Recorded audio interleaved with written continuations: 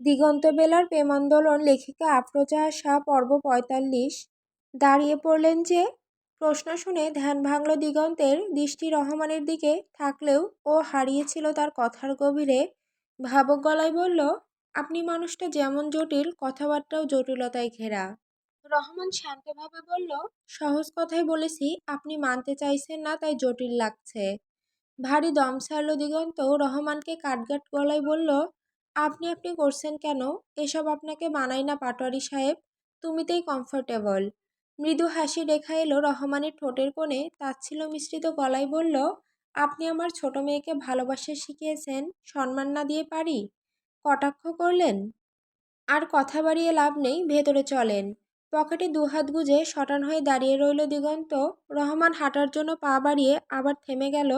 পেছন থেকে দিগন্তের আওয়াজ ভেসে এলো, ভেতরে গিয়ে চা খাওয়ার মতো সম্পর্ক এখনো হয়নি যে? ভ্রু কুঁচকে রহমান বলল, বিয়ে করার ইচ্ছে নেই নাকি? কিঞ্চিত হেসে দিগন্ত বলল, অবশ্যই আছে, তবে বিয়ে করে বউ বাপের বাড়ি ফেলে রাখার বয়স নেই। অসামাজিক নই আমি, দাদা দাদি জীবিত, তালুকদার বাড়ির বড় ছেলে, হুট করে এসে বিয়ে করে চলে যাব, ব্যাপারটা আমার সাথে যায় না পাটোয়ারি সাহেব। এভাবে বিয়ে করতে হলে কতদিনে বেলাকে তুলে নিয়ে কাজ সেরে ফেলতাম। আপনার কি মনে হয় সে ক্ষমতা আমার নেই? ক্রোধের আভাস ফুটে উঠল রহমানের চেহারায়। জোর গলায় বলল, এত ছোট মেয়ের কাঁধে এখনই শ্বশুরবাড়ি নামক বোঝা চাপিয়ে দিব? রহমান পরিবর্তিত চেহারা দেখে স্বাভাবিক গলায় দিগন্ত বলল, আপনি যদি 10 বছর পরও বিয়ে দেন তাও কবুল, কিন্তু বিয়ে করে বউ এক বাড়িতে আমি আর এক বাড়িতে অসম্ভব ব্যাপার।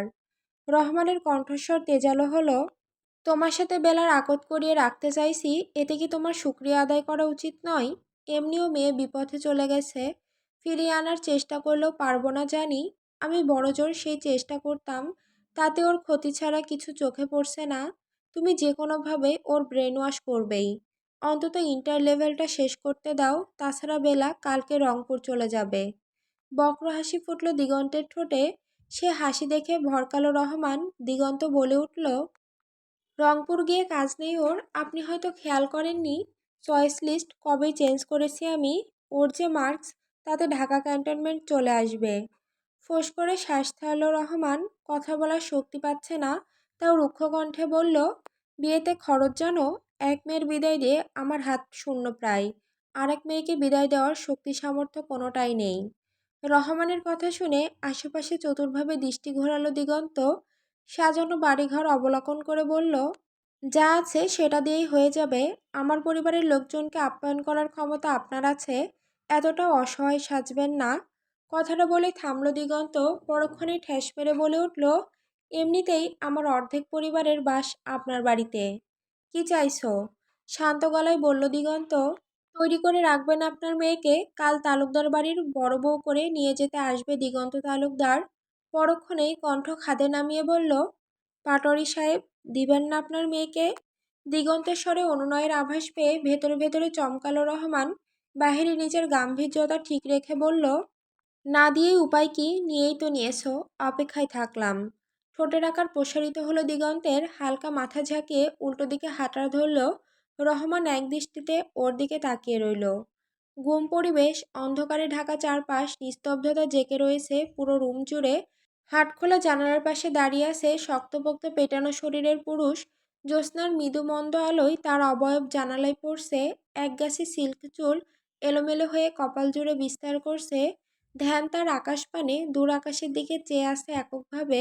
দৃষ্টির নড়চড় নেই, উদাসীনতা আর হারানোর বীভৎস ছায়া চোখ মুখে। পেছনে এসে দাঁড়ালো আরেক পুরুষ অবয়ব। তার উপস্থিতি টের পেয়ে আকাশ থেকে নজর সরালো ফাহাদ। ফয়সাল ফাহাদের পাশাপাশি এসে দাঁড়ালো। তাকে এক পলক দেখে আবারও সামনের দিকে মনোযোগী হলো ফাহাদ। রুমের বিদীর্ণ নিস্তব্ধতা কাটল ফয়সালের আওয়াজে, দেবদাস হওয়ার ইচ্ছে আছে? ঠোঁট কিঞ্চিত এলিয়ে হাসল ফাহাদ। অবহেলায় ছড়িয়ে থাকা চুলগুলো পেছনে ঠেলে বলল, পারো তো তাও দেবকে ভালোবেসেছিল, কিন্তু মেয়েটা ভালোবাসা দূর, আমাকে একটু দামও দিল না। দেবদাস হওয়ার প্রশ্নই ওঠে না। তাহলে খাওয়া দাওয়া ছেড়ে রুম অন্ধকার করে লুকিয়ে আসিস কেন?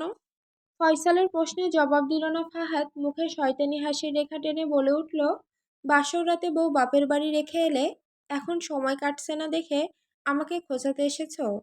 চোখ জোড়া সরু করে ফেলল ফয়সাল। ফাহাদের দিকে ফিরে বলল, অপেক্ষার ফল মিষ্টি হয় বুঝলি। তোর হারামজাদা ভাই মেয়েটাকে কেমন গুমোট বানিয়ে দিয়েছে। এখন পর্যন্ত আমার সাথে কথা বলল না। আমি কথা বলার চেষ্টা করলেও কেমন ভয় পাই। ফাহাদ জোরে শ্বাস ফেলল। ওর বড় ভাইয়ের কাহিনী আগে জানতো না। যখন থেকে জেনেছে তখন থেকে কোনো যোগাযোগ রাখেনি। পাটোয়ারি বাড়ির মানুষগুলোর মন মেজাজ ভালো ছিল না, তাই ফয়সাল বৃষ্টিকে আনেনি। ফাহাদরা চলে আসার অনেক পরে ফয়সালও চলে এসেছে, তবে একা।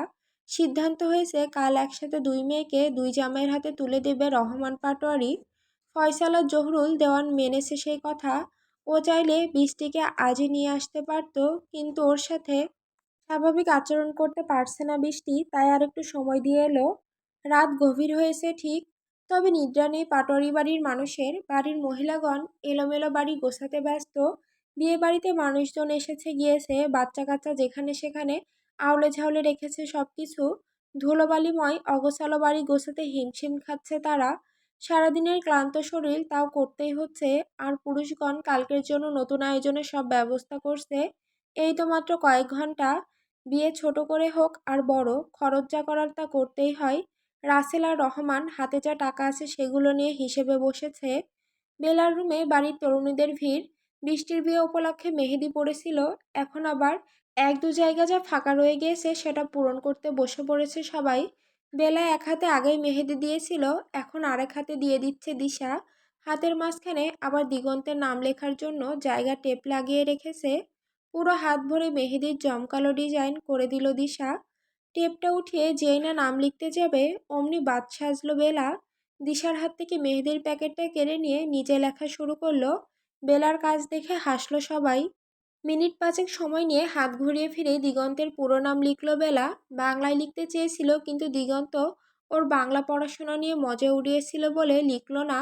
ইংরেজিতে লিখলো এবার। লেখা শেষ হতেই বাণীর ফোনটা নিয়ে বাইরে দৌড়ে গেল। আরেক দফা হাসলো সবাই। বাণীর শরীর বেশি ভালো নেই, হয়তো সারাদিনের ব্যস্ততার জন্য খারাপ লাগছে। বৃষ্টি ওদের সাথে বসেছিল, কিছুক্ষণ আগে একপাশে গিয়ে শুয়ে পড়েছে। বউ সাজের মেকআপের কারণে ওর চোখ মুখ ফুলে গিয়েছে কিছুটা।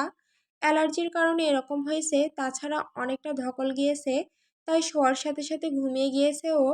বানিও একটা বালিশ টেনে বৃষ্টির পাশ ঘেঁষে শুলো। ঘুমন্ত বোনের মাথায় বিলি কেটে ওকে জড়িয়ে ধরে চোখ বুজলো। অপর পাশে মায়েশা দিশা ফোনে কিছু একটা করছে। বানি আর বৃষ্টিকে ঘুমিয়ে যেতে দেখে ওদের মধ্যে গুজুর ফুজুর জোরালো হলো।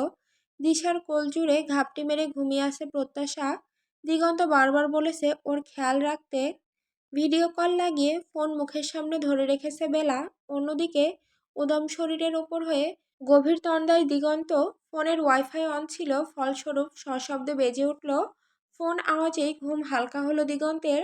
হাতড়িয়ে সামনে এনে দেখলো বাণীর নাম্বার থেকে হোয়াটসঅ্যাপে ভিডিও কল এসেছে। সময় দেখলো আগে দিগন্ত, রাত প্রায় 3:30। কল রিসিভ করে কাঁচা ঘুম ভাঙা লাল চোড়া নিয়ে তাকালো স্ক্রিনের দিকে। সরাসরি আলোয় চোখ কিছুটা ছোট হয়ে গেল।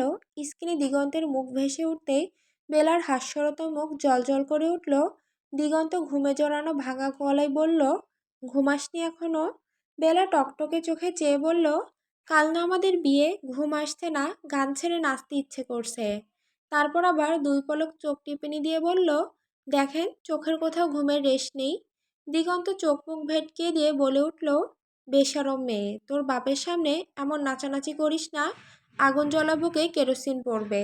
বেলার হাসি মুখ একটু নিভে গেল, আবার হাতের দিকে তাকাতেই সেটা বিস্তর হলো।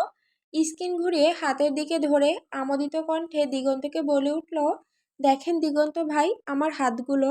নজর বেলার হাতের উপর ফেললো। ব্যাস, রাঙা হাত দুটো দেখে চোখ জোড়া জুড়িয়ে এলো দিগন্তের। ছোটোখাটো নরম হাতের মাঝে পেঁচানো কাজের ডিজাইনটা মন দিয়ে দেখতে শুরু করলো। মাঝখানে নিজের নাম দেখে মন ভরাতেই যাচ্ছিল, কিন্তু হলো না, ভেঙে গেল। জ্বলন্ত চোখে বলল, নামকে লিখে দিয়েছে। স্কিন নিজের দিকে ঘুরিয়ে নিল বেলা, মুখে হাসি রেখে গদগদ ভাব নিয়ে বলল, কেউ কেন লিখবে, আমি লিখেছি আপনার নাম যত্ন নিয়ে। দিগন্ত রাগী স্বরে বলল, নাদানের বাচ্চা, কি লিখেছি সেটা? দিগন্ত তালুকবার? এই তুই ডি আর বি এর মধ্যে পার্থক্য জানিস না? ঠোঁট উল্টালো বেলা, ম্যানম্যানে স্বরে বলল, বাংলার উপর চিল্লান বলে বুদ্ধি করে ইংরেজিতে লিখলাম, এটাতেও ভুল ধরেন, কেমন যেন খাটাস লোক। অবাক দিগন্ত, চরম অবাক। ও ভুল লিখেছে সেটা কিছু না, দিগন্ত ভুল ধরিয়ে দিল। দেখেই খাটাস। নিভে আসা আওয়াজে বলল, তুই গোল্ডেন কিভাবে পাইছিলি রে? টুকলি করেছিলি নাকি পাশের জনের দেখে দেখে মেরে দিয়েছিস? আর তোর টিচাররা একদিন দেখা করে আচ্ছা মতো ট্রিট দিব।